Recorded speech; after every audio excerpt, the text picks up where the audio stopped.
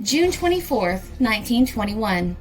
Lloyd's today posts as officially missing the schooner Harvester and her crew of 14 men. The Harvester sailed out of the islands nearly 6 months ago with copra for San Francisco. She vanished without a trace. Lloyd's added her as the 10th vessel to the list of mystery ships of the Pacific.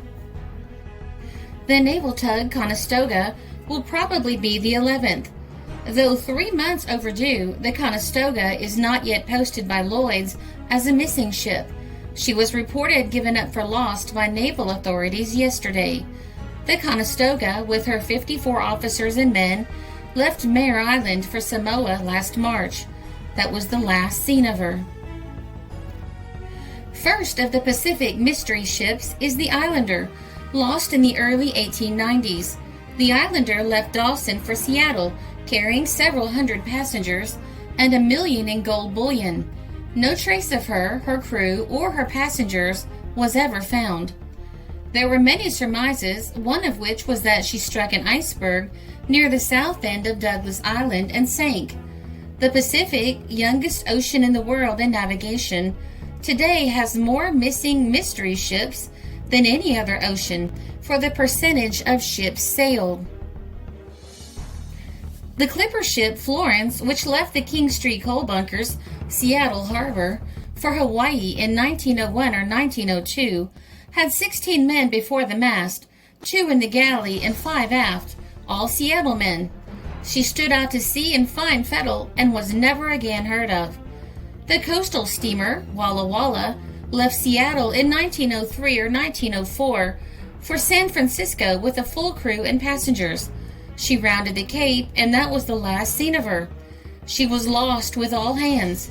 It was believed she ran against a French bark, and both ships went down, but this could not be proved. One of the deepest mysteries of the Pacific is that of the clipper ship Centennial, which left Seattle for the Orient in 1902 or 1903. Ship, crew, passengers, and cargo vanished in mid-ocean. 10 years later, in 1913, the ship, sails set, was found frozen in an iceberg off the coast of Siberia. The government investigated, but the mystery of what happened was never cleared. The collier Tsarina, a small steamer, left Seattle for San Francisco in 1903 or 1904, rounded the Cape, and disappeared with all hands. The British sloop of war Condor, in January 1900, left Royal Roads, British Columbia, for Honolulu, in company with the British battleship War Spy. The War Spy, ordered to Europe, proceeded down the coast. The Condor bade the battleship goodbye and headed west. That was the last heard of her or her crew of 284 men. A small dinghy from the Condor was picked up floating at sea long afterward, and is now preserved in the Navy Yard at Esquimalt. The American schooner William A. Godfrey, Captain Johnson, and a Seattle crew left this harbor for South America. She discharged her cargo at South American ports and started on her home voyage. Nothing was ever heard of her or a man aboard her. The ships on the run watched for wreckage for years. The oil tanker George Loomis in 1917 left San Francisco for Coos Bay, Oregon, with a crew of 38 men. The steamer Rainier, following her up the coast, found oil floating on the water south of Coos Bay that was surmised to have come from the Loomis.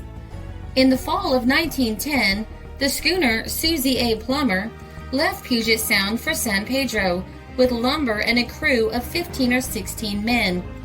The drifting Plummer was sighted a few hundred miles south of Cape Flattery. There was no trace of the crew. There is usually some logical explanation for these disappearances, explained James A. Moore, for years a seaman and a member of the Sailors' Union of the Pacific, to the Star today. But some missing ship mysteries will never be solved.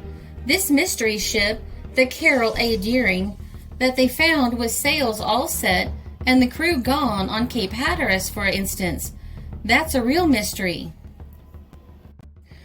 and nobody will ever solve the mystery of the ship found not long ago floating in the Mediterranean, crewless. The crew of a passing vessel thought she was acting queerly and boarded her. They found not a man aboard, but there was a meal on the tables and the coffee was still steaming. The crew was never found. Not infrequently, a crewless ship is picked up in good condition. It happens this way. During a storm, the captain, seeing his vessel driving for the rocks to certain disaster, orders his crew into the boats. Then suddenly, the wind shifts, and the ship, instead of going on the rocks, is driven out to sea. The crew, unable to get back aboard her, are driven out to sea and lost. Days afterward, the ship will be sighted riding the sea in good condition and towed to port. The disappearance of her crew becomes a mystery to all but seafaring men. In winter, when a ship is abandoned, there is little chance for the crew, unless they are picked up in 2 or 3 hours. The spray falling freezes on the small boats.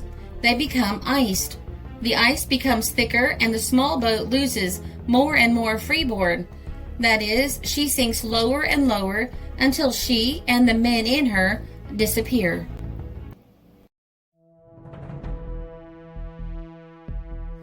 This article appeared in the Seattle Star, June 24th, 1921.